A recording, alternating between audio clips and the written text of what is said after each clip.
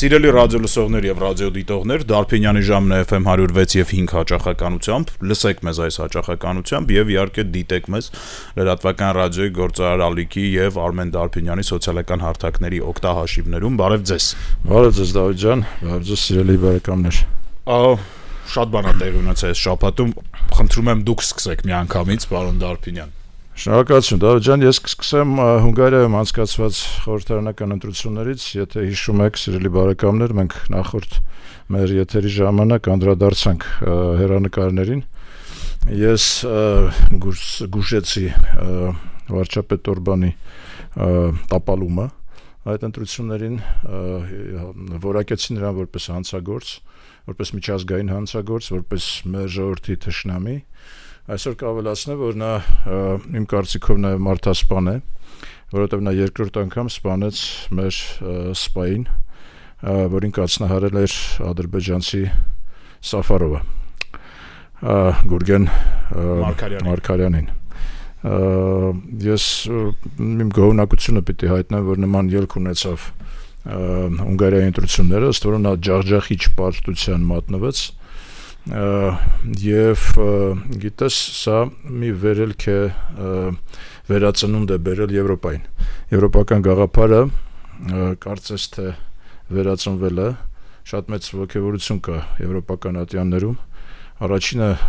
արձագանքեց Ֆրանսիայի նախագահ Մակրոնը, շնորհավորելով նորընտիր վարչապետին Պիտեր Մադյարին։ Ես իհարկե որևէ երաշխիք չեմ տալիս, որ Մադյարը կկարողանա էապես փոխել Հունգարիայի ընթացքը, բայց առնվազն մեկ բան կարող ենք փաստել, որ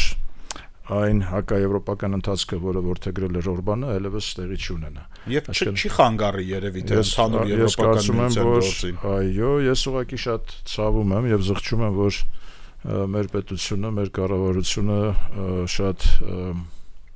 շուտ ներեց Օրբանին, վերականգնեց դիվանագիտական հարաբերությունները Հունգարիայի հետ, ուղղակի առնվազն նրա համար որպեսզի նա չբոյկոտեր Հայաստանին ուղղված օժանդակությունը եվրոպական, բայց ես պիտի բերեմ այստեղ Ուկրաինայի օրինակը, որի կապակցությամբ կախված է ուղղակի 90 միլիարդ եվրոյի օժանդակությունը եվրոպական եւ Օրբանի վետոյի պատճառով այդ գումարը չի հասնում ուկրաինացիներին, բայց Ուկրաինան իրեն շատ արժանապատիվ պահեց եւ չբարիշեց, որևէ կերպ չհամաձայնվեց Օրբանի հետ եւ մշտապես նրան պիտակավորեց որպես հանցագործ։ Ես կարծում եմ, որ սա շատ արդար էր, նրա տապալումը շատ արդար էր, ես պիտի այս իմաստով շնորհավորեմ նաև մեզ բոլորիս եւ պիտի ասեմ, որ մեր սոցիալական ցանցերում եւ մեր վերլուծական դաշտում, այդ թվում նաև լրագրողական դաշտում Օրբանի նկատմամբ իրենց ցասումը արտահայտվում է հիմա։ Մենք ճիշտ է առաջինն ենք, բայց թե տվեցինք այդ զարկը եւ հայ ժողովուրդը ըստ արժանվույն պիտի գնահատի այդ մարդասպանին։ Ես ցավում եմ նաև, որ տեղի ունեցավ Միացյալ Նահանգների վարկի եւ հեղինակության խիստ անկումը այս կապակցությամբ, որովհետեւ թե նախագահ Տրամփը, թե փոխնախագահ Վենսը իրենց անվերապահ աջակցությունն էին հայտնել պարոն Օրբանին, ավելին Վենսը ուղղակի այցելեց Օրբանին եւ մասնակցեց նրա նախընտրական հավաքին, մեծ հանրահավաքին, ավելին նա ուղիղ եթերում զանգահարեց Տրամփին, Տրամփի ուրեմն խոսափողը միացրեց եթերին եւ ամբողջ ժողովրդի հետ էր Տրամփը շփվում, սա խիստ բացասական ազդեցություն ունի եւ Տրամփի եւ Վենսի եւ Միացյալ Նահանգների ադմինիստրացիայի հեղինակության վրա։ Ցավոք սրտի իմ կարծիքով հավանաբար Վենսը չի կարդացել այն գիրքը, որ իրեն նվիրեց մեր ցեղասպանության թանգարանի տնօրենը Արցախի պատմության մասին, եթե նա կարդացած լիներ այդ գիրքը, չեմ կարծում, որ կկանգներ մարտասպան Օրբանի կողքին։ Սա իհարկե փորձում եմ հումորի վերածել, բայց ցավում եմ, որ Միացյալ Նահանգների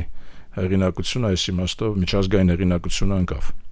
որը նաև իվնաս է մեզ, որովհետև մենք ունենք Տրամփի ճանապարհ,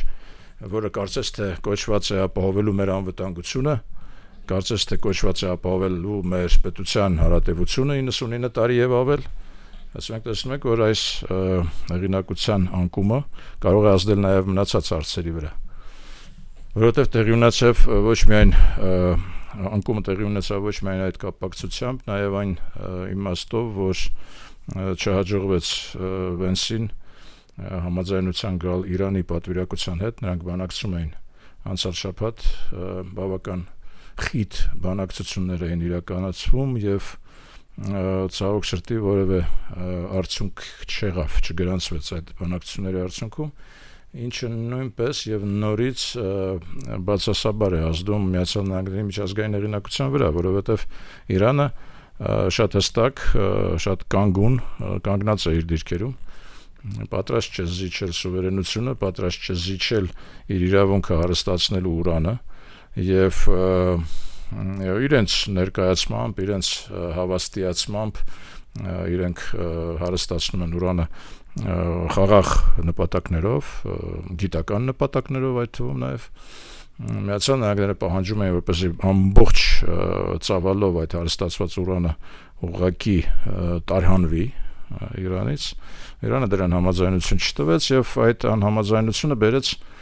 նախագահ Տրամփի հերթական հայտարարություններին շատ կոշտ, շատ ոչ դիվանագիտական, ես կասեի, բանը ասավ նրան, որ նա արդեն հրապարակայնորեն վեճի մեջ մտավ Հռոմի Պապի հետ, Հռոմի Պապը մի ճար արտասանեց օրերս, որ այնուամենայնիվ աստվածահաճո գործ է խաղաղություն կերտելը, այլ ոչ թե պատերազմ ստեղծելը եւ խնդրեմ ստեղծելը։ Տրամփը շատ կոշտ արձագանքեց, այսինքն նա գնաց արդեն նաեւ կոնֆլիկտի կաթոլիկ աշխարհի հետ,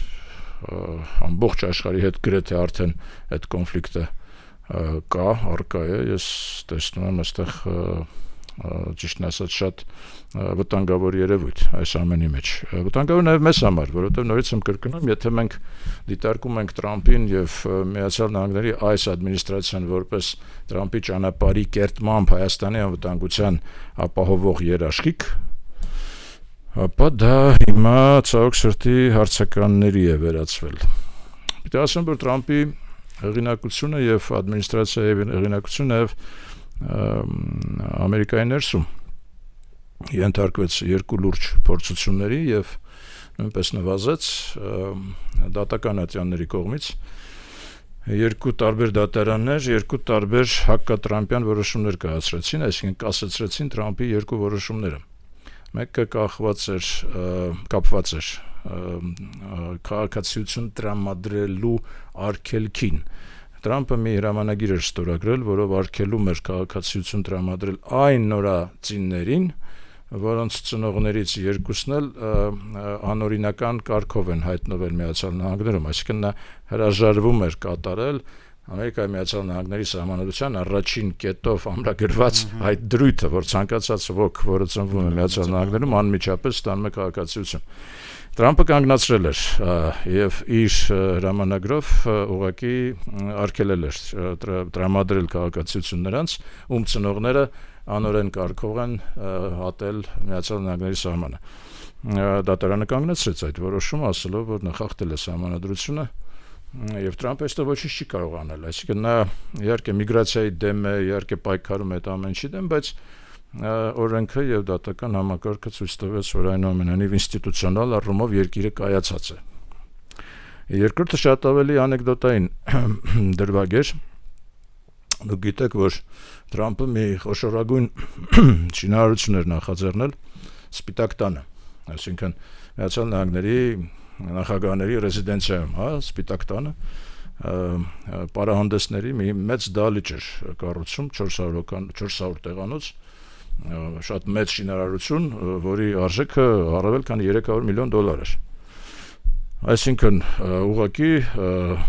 քանդում էր կառուցվածքը Սպիտակ տան եւ նոր ճարտարապետություն էր ստեղծում իր քիմքին հաճո։ Տենց ոսկեզօծ բան ոնց ինքը սիրում իր ճաշակով, ուրեմն ըստ որում Միացյալ Նահանգների ժողովրդին նա հանգստացում էր նրանով, որ ոչ մի լումա, ոչ մի ցենտ պետական բյուջեից չի ծախսվում, սա մասնավոր միջոցներ են ասում, իմ միջոցներն են եւ իմ բարեկամների միջոցներն են։ Ես զուգահեռ անցկացրեցի մեր իրավիճակի հետ մեր նախագահական նստավայրը նույնպես կարծես թե ինչ-որ մասնավոր միջոցներով համենայն դեպս եւ շինարարություններ իրականացվել եւ համապատասխան հարդարում եւ այլն եւ դա ներկայացվում էր որպես բարեգործություն, հասկանում ես։ Իսկ Միացյալ Նահանգների Գերագույն դատարանը կանչեց Տրամպին, Տրամպը մասնակցում էր այդ դատական նիստին, Տրամպին ստիպեց վեր կանգնել դատարանն է գալիս, բացարձակապես Գերագույն դատավորը չանդրադարձավ Տրամպի պերսոնային, որը նա ներկա էր, չէ, սովորաբար ընդունվածը չէ ասելով, որ ներկա է նախագահը եւ այլն, բացարձակապես նա ուղղակի շարքային քաղաքացի էր եւ Գերագույն դատարանը կանգնեցրեց Տրամպի այդ որոշումը պարահանդեսի դալիճ կառուցելու մասին, նոր ճարտարապետություն։ Ինչ ձևակերպմամբ շատ հետաքրքիր է։ Միացյալ Նահանգների նախագահը, գործող նախագահ, պատասխանատվություն է կրում բոլոր հաջորդ սերունդների նախագահների համար, որպեսզի այդ սպիտակ տունը լինի ըստ պատշաճ ուրեմն տեսքի, հա, պատշաճ տեսքի այնպեսին, ինչպեսին կա։ Ոչ թե քո ճաշակով դու կարող ես ձևափոխել, որովհետև քեզանից հետո եկողներ կան։ Ինչ ասեմ, դե մի 20 տարի առաջ, միգուցե 15 պատահական հայտնվեցի կառավարության շենքում եվրոռեմոնտ էր անցկացվել, հասկանում ես, գործող վարչապետի, կարևոր չի ում ճաշակով,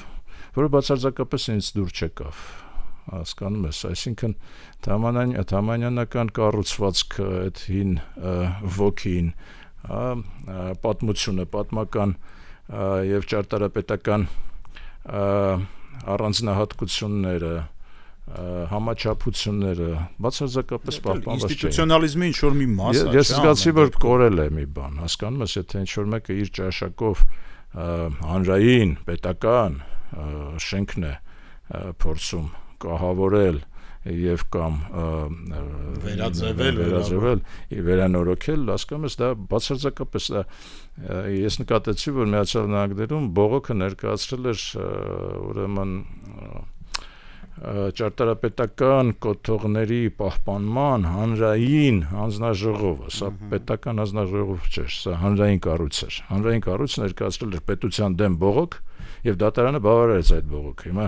այնտեղ Տրամպը արդեն քարուքանդ է արել համապատասխան հատվածը սպիտակ տան, նրան ուղղակի թույլ չտվեցին առաջ գնալ։ Բայց թե ինչ է լինելու հետո, բնական է նա չի հանգստացել եւ բոլորին գրողի ծոցն է ուղարկում, բայց փաստը մնում է փաստ, ինստիտուցիոնալ առումով Տրամպը ստանում է նաև հարվածներ Ամերիկայի ներսում եւ սա բերում է եւ բերելու է իմ կարծիքով, եթե ճանապարհը գնաց, եթե նա գնաց այս ճանապարհով հետագայում եւս աշնանը մենք կարող ենք իմպիչմենտի ականատես լինել Միացյալ Նահանգներում, ինչը մեզ համար ցավալի է իրոք, որովհետեւ մեր ամբողջ խաղաղության գործընթացը կարծես թե կառուցված է Տրամպի ճանապարհի այդ խարիսխով, հա։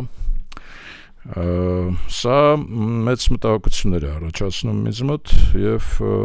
տեսնենք թե ինչպես է իրավիճակը զարգանալու։ Սա միջազգային ասպարեզից։ Ներքին ասպարեզից մենք տեսնում ենք, որ շարունակվում է նախընտրական հավաքագրումը տարբեր ուժերի, հետևում ենք դրան, բայց ես խորհուրդ կտայի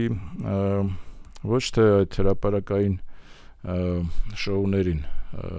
ուշադրություն դարձնել, մեր հասարակությանը ես խորհուրդ կտայի ուղղակի խորանալ ծրագրերի շուրջ։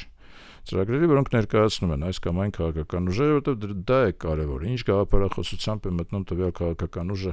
ընտրական պայքար եւ դրանից ելնելով որոշումներ կայացնեն կամ կողմնորոշվեն։ Հատկապես իհարկե քաղաքացիական պայմանագրի ծրագրի վրա է պետք ուշադրություն դարձնել, որովհետև կուսակցությունը հավակնում է ստանալ սահմանադրական մեծամասնություն, իսկ դա նշանակում է, որ լրջորեն պետք է կարդալ այդ ծրագիրը եւ հասկանալ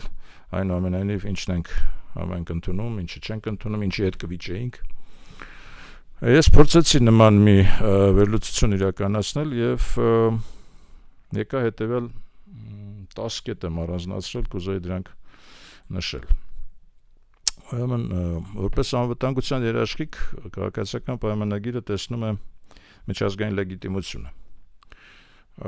Շատ կարևոր է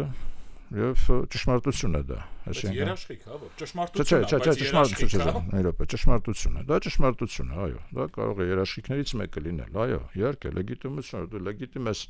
եւ որպես իշխանություն, եւ որպես երկիր, եւ քո սահմաններով հանդերձ, իհարկե, դու եթե լեգիտիմ ես, ուրեմն դա ինչ որ երաշխիք քեզ տալիս է։ Բայց ես խիստ հակառակվում եմ հաջորդ թեզին, որ բանակը ընդհանրապես պահեստային երաշխիքն է։ Այսինքն, եթե բանակը արդեն դու որակում ես որպես պահեստային երաշխիք, այդ բանակը իմ կարծիքով այլևս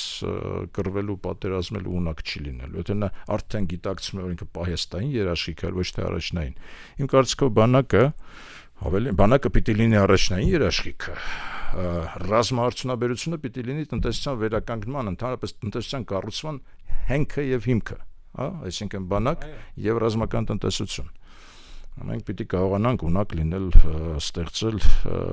մեր սեփական ուժերով ռազմական արդյունքը, գիտական մեր նվաճումները ծառայեցնենք ռազմական նպատակների, դրանով իսկ զարգացնենք գիտությունը, զարգացնենք արդյունաբերությունը եւ պիտի օրինակը բերեմ այստեղ Ռուսաստանը Ուկրաինայի հետ պատերազմական այս 4 տարիների ընթացքում ցույց տվեց, որ ռազմական արդյունաբերությունը դարձավ իրենց հարաբերական հաջողությունների հիմքը։ Նրանք կարողացան ձևավորել, վերաձևակերպել իրենց տնտեսությունը ի նպաստ ռազմական արդյունաբերության եւ գիտես հաջողությունների հասան։ Եթե պատերազմի սկզբի վիճակով նրանք գրեթե չէին արտադրում նույն այդ թռչող սարքերը, հիմա նրանք արդեն կարևորագույն արտադրողներից մեկն են աշխարհում։ Իհարկե Ուկրաինան եւս զարկ տվեց։ Իհարկե դա եւս բավարար չի, որովհետեւ Ռուսաստանը գնումներ էր իրականացնում Իրանից, բայց ես ուզում շեշտեմ, որ պատերազմական կամ նախապատերազմական կամ անգամ հետպատերազմական վիճակում դու պիտի ունակ լինես քո ռազմական տնտեսությունը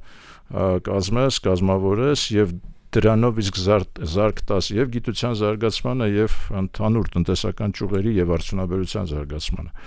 Իմ կարծիքով սա շատ կարեւոր շեշտադրում է, որը բացակայում է տվյալ ծրագրում։ Երկրորդը ինչ ինձ մտահոգում է, դա խաղաղության ինստիտուցիոնալիզացումն է, որը լավ նպատակ է, բայց այդտեղ կա 3 կետ։ Առաջին կետը խաղաղության պայմանագրի կնքումն է Ադրբեջանի հետ։ Ես շատ կուզեի, որպես այդ պայմանագիրը կնքվեր հիմա մինչև ընտրությունները։ Շատ կուզեի, որպեսզի միջազգային այն ակտորները, որոնք որ կարծես թե պաշտպանում են այս գործընթացը, սատար կանգնային այդ գաղափարին եւ ստիպեին Ադրբեջանին տվյալ պարագայում ստորագրել այդ խաղաղության պայմանագիրը։ Բայց մենք տեսնում ենք, որ իրողությունը այդպիսին չէ եւ Ադրբեջանը կարողացավ իր թեզին իր թեզը պնդել եւ անցկացնել անգամ միջազգային փաստաթղթում Վաշինգտոնում ստորագրած դա արկա է որպես պայման եւ մենք համաձայնվել ենք այդ պայմանին, իսկ դա նշանակում է, որ մեր խաղաղության պայմանագիրը Ադրբեջանի հետ այս տարի գոնե չի կստորագրվի միայն այն դեպքում, երբ անցնի սահմանադրական հանրաքվեն, լավագույն դեպքում դա կլինի 27 թվականի մեջ։ Այսինքն ինստիտուցիոնալիզացման առաջին կետը այս պահին հասանելի չի ինձ համար։ Եվ դա վտանգ է ներկայացնում ինձ եւ նորից եմ կրկնում, մեր դիվանագիտությունը իմ կարծիքով այստեղ զիջել է եւ դիվանագիտությունը ուղղակի պարտավոր էր ապահովել բոլոր հնարավոր պայմանները, որպեսզի ստորագրվեր փաստաթուղթը հիմա առավել եւս, որ մենք ունենք դրա բոլոր արգումենտները, հա, մենք ունենք սահմանադրական դատարանի որոշումը, որ սահմանադրությունը չի խանգարում, մենք ունենք այդ միջազգային պայմանագրի գերակայությունը ներքին օրենսդրության նկատմամբ։ Ցավոք սրտի դա հասանելի չի այսօր եւ դա մեծ վտանգ է իմ կարծիքով ներկայանում։ Երկրորդը թրիպի ճանապարհն է, որի վերաբերյալ արդեն ասացի, այսինքն Այսօր դա սառեցված է իրավիճակը, չնայած ամերիկացիները միգուցե հայտարարում են, որ դա ուժի մեջ է, գերակայությունների մեջ է, բայց մենք հասկանում ենք, որ դա արդեն մեր խնդիրը չէ, դա Ամերիկայի եւ Իրանի համաձայնության խնդիրն է։ Այսինքն, քանի դեռ նրանք չեն եկել համաձայնության, մենք TTIP-ի մասին մտածել չենք կարող։ Իսկ համաձայնության դեռ չեն եկել, կգան թե չէ, չեմ կարող ասել, երբ կգան, ինչպիսի վիճակում կգան, արդյոք նրանց կհաջողվի այնուամենայնիվ փոխել իշխանությունը Իրանում։ Կարծես թե արդեն նպատակը պիտի լինի միայն դա, բայց դա հղի է շատ ծանր հետևանքներով բոլորի համար իմ կարծիքով։ Եվ երրորդ կետը դա երկխոսությունն է, առևտուրը, շփումները, փոխանակումները եւ այլն։ Դա հիմա դա կարելի է անել, մենք տեսանք, որ ինչ-որ մի պատվիրակություն Հայաստանից գնաց Բաքու, այնտեղ խոսեցին, հիմա բաքվեցիները կգան մեզ մոտ, էլի կխոսեն, այդ խոսելը պետք է երկխոսություն, ես տեսնում եմ թիրախավորվում են այդ մարդիկ, ովքեր մասնակցում են, ես ենթադրում եմ եւ կարծում եմ, որ այդ շփումները պետք են, այնուամենայնիվ պետք չի թիրախավորել այդ մարդկանց, հիմա դրանք չեն, մյուսը կլներ, պետք է ինչ-որ դիալոգ լինի հասարակության մեջ, թեկուզ եւ դա նոմինացված հասարակություն է, այսինքն նրանց ընտրել է իշխանությունը, մեր եւ իշխանությունը Ալիևի, հա, երկու կողմից իշխանությունների կողմից ընտրված մարդիկ իրար հետ բանակցում են, խոսում են, մեր անունից, թող խոսեն, այնուամենայնիվ սրանք հայ են, նրանք ադրբեջանցի են, թող խոսեն, ինչ-որ մի բանի վրա կգան, ինչ-որ մի արդյունքի վրա կգան, անգամ եթե չգան, պատրանք է ստեղծվում, որ ինչ-որ գործընթաց կա, հասկանում ես, ավելի լավ այդ գործընթացը գնա, քան թե չգնա, եթե դա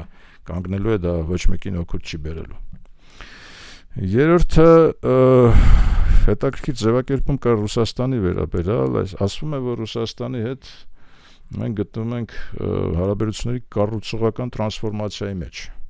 Իմ տպավորությունն է, որ Ռուսաստանը սրանից տեղյակ չի։ Այսինքն մենք գտնվում ենք կառուցողական տրանսֆորմացիայի մեջ։ Ինքներս մեր հետ ոնց էր, հա։ Հա, բայց ռուսները դեռևս ղեկավարում են իրենց հին ստրատեգիական ծրագրերով, այսինքն հին ասելով մի քանի տասնամյակ հետ գնանք, սովետական միություն գնանք, իրենք տեղյակ չեն, որ գտնվում են տրանսֆորմացիայի մեջ։ Հակառակը իրենք ուզում են մեզ տրանսֆորմացնել եւ իմ խորը համոզմամբ ուզում են իշխանություն փոխեն Հայաստանում, այսինքն այս դրույթը եւս իմ կարծիքով շատ բան է, մտահոգիչ է ամենայն դեպս։ Շատ հետաքրքիր դրույթ կա տարածաշրջանացման մասին, ռեգիոնալիզացիայի մասին, հա, դե մեզ սովորաբար ընկալում էին որպես Հարավային Կովկաս։ Դա ասենք Անդրկովկաս էր սովետական միության ժամանակ, հետո դարձավ Հարավային Կովկաս, ամերիկացիները այդպես կոչեցին, որպես մեզ միասնական դիտարկեն Հայաստան, Վրաստան, Ադրբեջանը, բայց ես մշտապես դեմ եմ եղել դրան, ես միշտ համարել եմ, որ Հայաստանը դա քրիստոնյա արևելք է։ Այսինքն մենք կարող ենք լինել այս համատեքստում, ենթադրենք Կովկասում, այն համատեքստում, ենթադրենք ԱՊՀ-ում, այն համատեքստում, ենթադրենք ֆրանկոֆոնիայի երկրներում, բոլոր հնարավոր համատեքստներում մենք պիտի կարողանանք լինել, բայց մեր բնույթը, հա, մեր ինքնությունը դա քրիստոնյա արևելքն է։ Դե ես դրական եմ գնահատում, որ առաջին անգամ երևի կուսակցական փաստաթղթերում կամ տեսակ ասենք կուսակցությունը, որ պետություն է ղեկավարում, չէ, արկա է Միջին Արևելքը, որպես մեր տարածաշրջան, չէ, որպես մեր տարածաշրջան, այսինքն մենք հավակնում ենք լինելու Միջին Արևելքի տարածաշրջանի մաս։ Ավելին, խոսվում է նաև Կենտրոնական Ասիա Միջին Արևելքի այս նոր տարածաշրջանային ձևավորման մաս որպես։ Ես դա դրական եմ համարում եւ դա շատ լավ է։ Ռուսաստանի վերաբերյալ 3+3-ի կոնտեքստում է դիտարկում Հայաստանը, ավելի ճիշտ քաղաքացիական պայմանագիրը, 3+3 կարծես թե դառնում է տարածաշրջանային հիմնական մեր ֆորմատը, որը ինչքան հասկանալի է, այնքան էլ մտահոգիչ է, որովհետև 3+3-ի մեջ մենք այս պահին չունենք ոչ մի ստաբիլ բարեկամ, հասկանում ես, ունենք երկու պոտենցիալ թշնամի, 5-1 է, 3+3 չի էլի։ Կարող է եւ 5-1 է։ Ամենայն դեպս ես ֆիքսում եմ կետերը, որոնց վրա մենք պիտի ուշադրություն դարձնենք։ Հիմա հաջորդը շատ լավ թեզ կա, գրած է ուրեմն կրթվելը կենսակերպ եւ մտածելակերպ պիտի լինի, շատ լավ է։ իհարկե կրթվելը պետք է լինի կենսակերպ, բայց ես ուզում եմ ուշադրությունը դարձնել մեր հանրության եւ կառավարիչների հատկապես, որովհետեւ նրանք անցկացրեցին կրթության եւ գիտության մասին նոր օրենքը, որով Դավիթ իմ կարծիքով գիտությանը հասցվեց ուղղակի մի խայտարակ հարված, ուրեմն վերացվեցին դոկտորական ատենախոսությունները եւ գիտությունների դոկտորի կոչումը ըստ էության վերացվեց։ Այսինքն հիմա ցանկացած ատենախոսություն, որը պաշտպանվում է, միանգամից դառնում է դոկտորական կոչում է ստանում։ Սա մի խայտարակ հարված հասցրեց։ Տեխնացուները դարձան դոկտոր, հա։ Չէ, հիմա տեխնացուները դուք գիտես, մենք ունենք հազարավոր տեխնացուներ, որոնք ոչ մի կապ չունեն գիտության հետ եւ երբեք կապ չեն ունենա, հասկանում ես։ Եվ նրանք եւ իսկական գիտնականները, որոնք որ տանջանքով, իրենց քրտինքով, իրենց աշխատանքով, իրենց միջազգային ճանաչումով փորձում են ինչ-որ գիտական բաներ նվաճել, բարձունքներ։ Նրանք հավասարվեցին այս հազարավոր անիմաստ ճակերտավոր գիտնականներին, հասկանում ես, եւ հիմա մեր գիտական խորհուրդները, որոնք որ այդ թեզերն էին հաստատում եւ կոչումներն էին հաստատում, ուղղակի մի հիմար վիճակում են հայտնվել, հասկանում ես, այսինքն գործեր, աշխատանքներ, որոնք որևէ կերպ չի կարելի դասել որպես դոկտորական ատենախոսություն, ստիպված են դիտարկել որպես դոկտորական ատենախոսություն եւ կոչումներ են տալիս մարդկանց, ովքեր որ բացարձակ հեռու են գիտությունից։ Իմ կարծիքով սա խայտարակ հարված է գիտությանը։ Ինչն էր սրա նպատակը, ինչու տասնամյակներ շարունակ ստեղծված գիտական մեր սանդղակը ինչու քանդվեց այսպես, ինչն էր նպատակը, ինչու քանդում։ Այսինքն հասկանում ես, չէ՞։ Հիմա ցանկացած դոկտոր դիցուկի ես, հա, ասենք։ Ինձ համար պատվաբեր չի լինի մասնակցել ինչ-որ մի գիտաժողովի, որտեղ էլի դոկտորներ կան, պաստորեն, հա։ Նորաթուխ լիքը դոկտոր կա, հասկանում ես, դա նսեմացնում է եւ արժեզրկում է իմ նվաճումը, որպես գիտությունների դոկտոր, հա։ Դե հիմա ով էր, հիմա ինչին հասակ սրանով, եղբայրներ եւ քույրիկներ,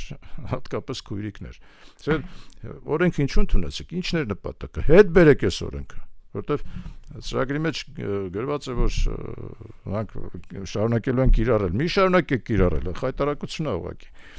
Գիտ խորհուրդների այդ ղեկավարները, ովքեր որ տասնյակ գիտ խորհուրդներ կան, չէ, հիմար վիճակում են հայտնվել։ Ինչու եք լռում, սիրելի գոլեգաներ։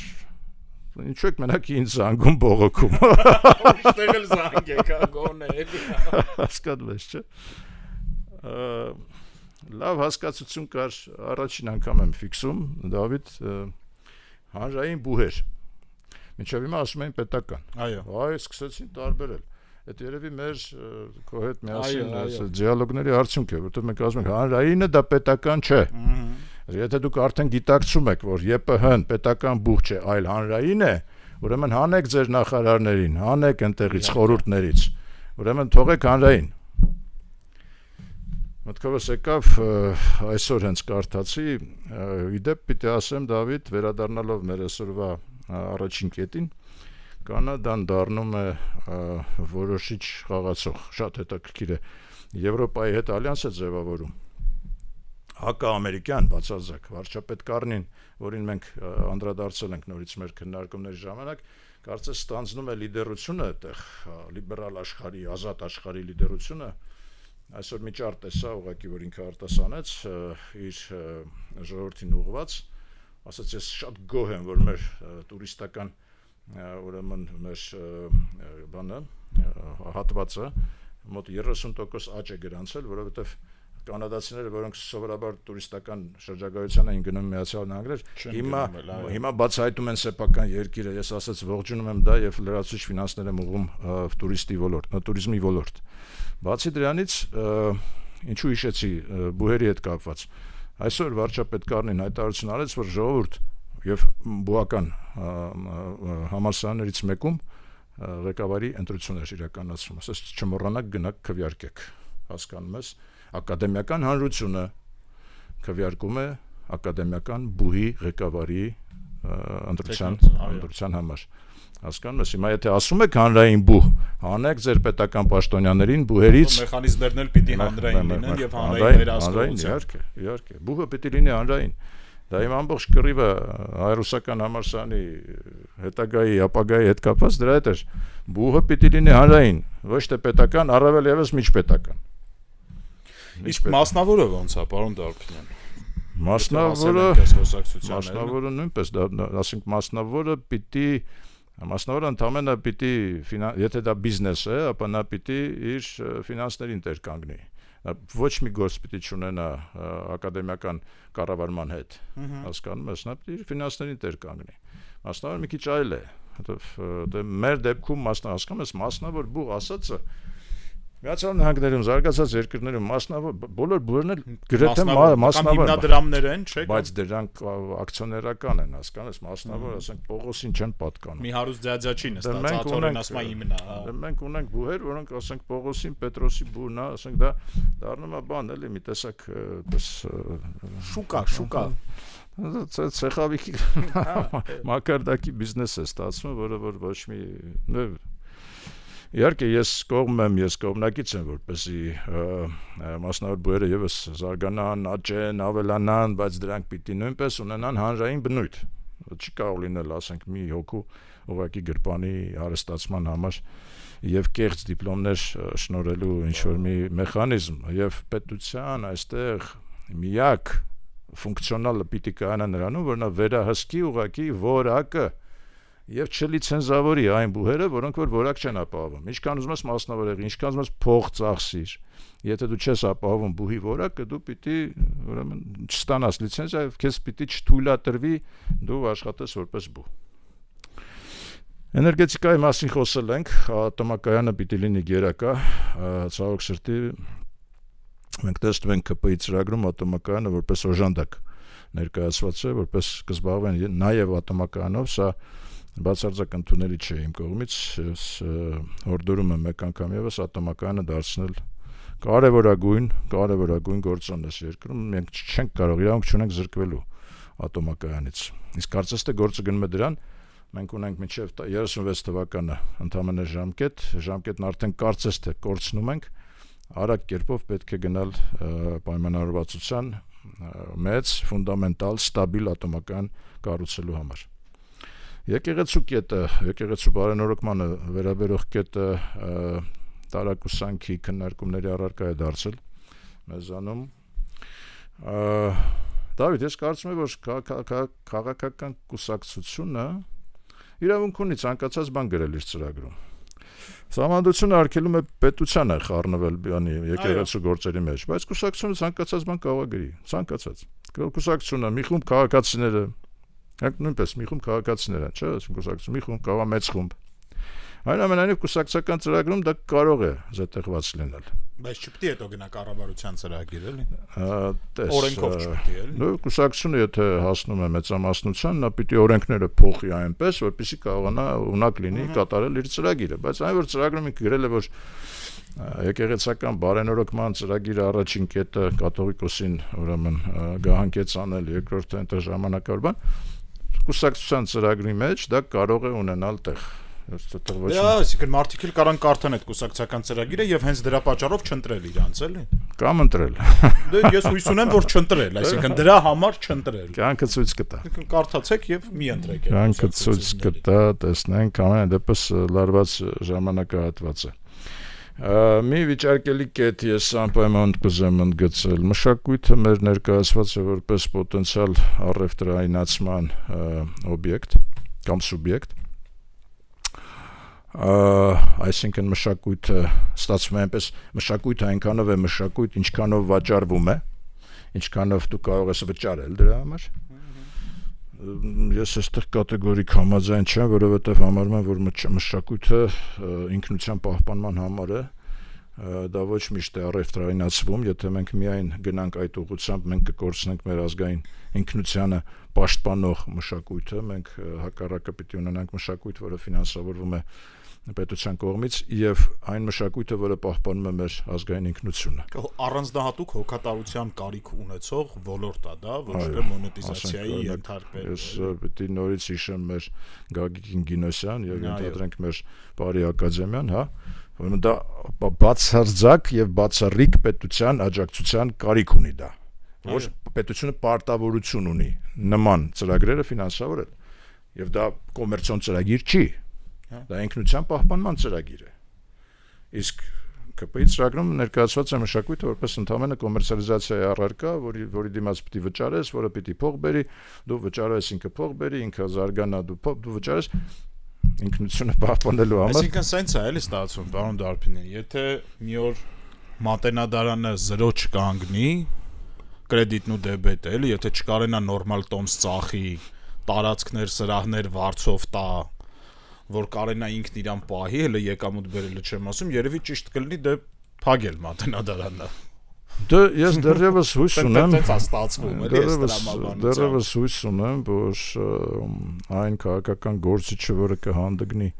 մատենադարանը փակել, միանգամից ուրեմն ժողովուրդը նրան կճանապարհի։ Ես դեռ հույս ունեմ, որ ժողովուրդը տրամաբանությունն է դա էլի։ Դե հիմա ինչու ենք մենք խոսում, որպեսզի ցույց դնենք եւ ժողովրդին եւ ծրագրի հեղինակներին։ Արդյունաբերական քաղաքի ստեղծման մասին է խոսքը գնում։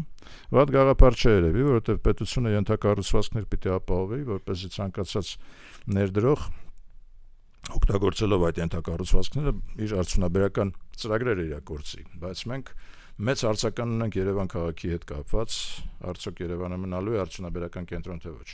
Մենք սովետական միության ժամանակահատվածում ունենք հսկայական ժառանգություն հենց արդյունաբերական ենթակառուցվածքների, որոնք իհարկե հիմա հնացած են, իհարկե խայտառակ վիճակում են գտնվում, բայց Երևան քաղաքը նախատեսված է եղել որպես խոշոր արդյունաբերական կենտրոն։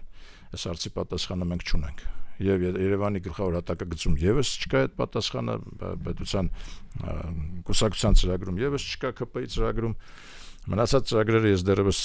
չեմ տեսել, որովհետեւ առանձնապես չեն շտապում։ Կուսակցությունները ուղղակի անիմաստ խոսակցություններ են վարում, փոխանակ ծրագիր ներկայացնեն, դրույթներ ներկայացնեն, ինչ եք տեսնում։ Օրինակ, ասենք նշված 9 կետի վերաբերյալ Նիկոլ Փաշինյանը փորձում է պատմության եւ ապագայի միջև հստակ ջրբաժան սահմանել։ Ցավում եմ, որ նա դիտարկում է պատմությունը որպես ապագայի արգելակիչ, որպես ապագայի վրա դրված սահմանափակում։ Իմ կարծիքով մեր պատմությունը հենց ապագայի խթանիչը պիտի լինի։ Ապագան տեսնելու մեր ունակությունը կախված է մեր խորը պատմությունից, հա, ինչքանով մենք խորն ենք գնում, այնքան հեռու պիտի գնանք դեպի ապագա։ Իմ կարծիքով սրանք պիտի անմիջականորեն կապված լինեն։ Չի կարելի դրանց հակադրել, ջրբաժան սահմանել եւ ասել նա պատմությունը, մենք հիմա գնում ենք ապագա, պատմությունը դրա հետ կապ չունի։ Եթե կապ չունի, ուրեմն դու ապագա չունես։ Սա իմ քրիտիկական վերլուծություններ, ոչ ամբողջական իհարկե, ամբողջականի համար մի ժամ է հարկավոր, բայց երևի այսքանով սահմանափակվում։ Սիրելի ռադիոլսողներ, ընտրությունները մոտենում են, մենք ամեն դեպքում ուզած չուզած բարբերաբար անդրադառնալու ենք ընտրություններին ամեն դեպքում, չէ՞։ Դա ընթացքը ցույց կտա, հա, ընթացքը ցույց կտա։ Այնպես որ նկատի ունեմ առիթ կլինի էլի խոսելու։ Շուտ մինչև ընտրությունները։ Դարփինյանի ժամների եթերում Դավիթ Խումարյանն էր երկրորդ խոսափողի մոտ, շարունակեք լսել գործարար ալիքը, կհանդիպենք։